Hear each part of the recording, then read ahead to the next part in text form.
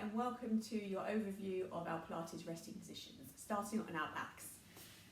So laying down flat on the floor, you're going to bend your knees up, not too close to your bottom, so a little bit further away, and you're going to start with your feet together. You're going to turn those toes apart and then bring the feet apart. So you're about a fist width between your knees and your feet.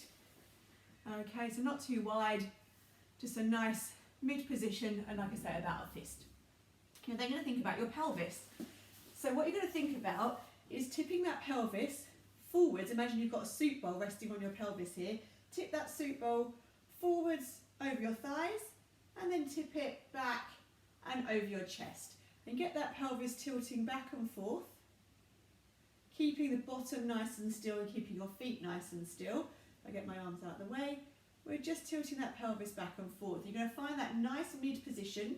Whereas if you were to lay a diamond with your fingers and your thumb onto your pubic bone and onto your hips, it would be nice and flat. So if you just have a quick look down, your soup bowl should now be sitting nice and horizontally on that pelvis, and a very slight curve in your lower back. You don't want to be completely flat on the back, because then your soup bowl is tipping towards your chest. So just let that pelvis sit in neutral with a slight curve in your back, and then from that position you're going to relax the hands.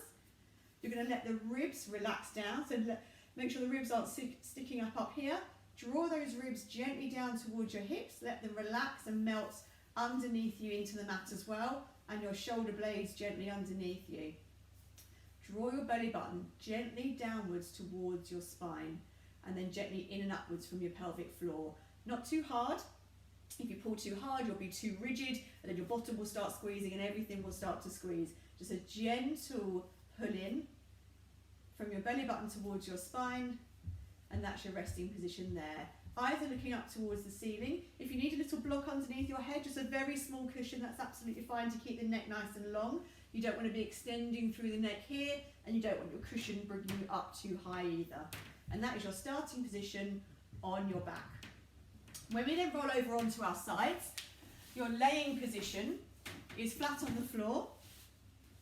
And depending on which exercise you're doing, your knees will be in sort of a mid position here. But the idea is to get this trunk nice and straight. So at the moment you can see that I'm flat to the floor and a little bit banana shaped. I'm going to take this top hip, I'm going to draw it down towards my feet and create a nice long line and a little gap underneath my waist. So imagine a little army of ants or some melted chocolate is able to flow through that gap. It's a really nice small gap.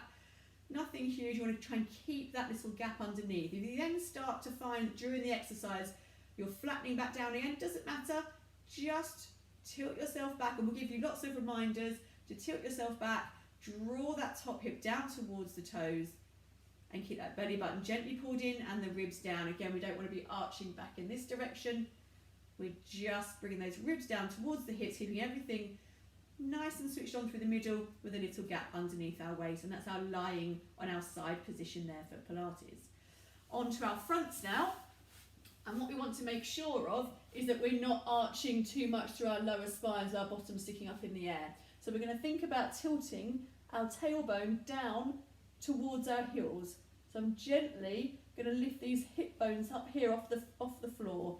So if you slump yourself all the way down and create a really big curve in your back, and then tip that tailbone down towards your heels, and it should just gently lift those hip bones up off the floor just here. And then you're gently going to bring your belly button in towards your spine, and that's going to be your resting position with your head down here, and the neck nice and long, eyes down to the floor. Again, if you need a cushion underneath your head in this position, that's absolutely fine. Again, you don't want your head sticking up here, and you don't want your eyes looking all the way down here. Just a nice neutral position. Again, if you find during the exercises that you start to sink and lose the position, just rejig, reset yourself, draw those tailbones down, try not to squeeze your bottoms inwards, so try not to squeeze through your bottom muscles and clamp them, relax them and just tilt like you did when you were laying on your back, but you're now doing it laying on your front. So you can release through the front and then tilt down, and then underneath here you're going to think about popping a couple of blueberries or raspberries underneath the hip bones, and try and keep them there whenever you're moving the legs or moving the arms. That little gap underneath here stays where it is. So now you're all set for your pre-recorded classes, and we hope you enjoy them.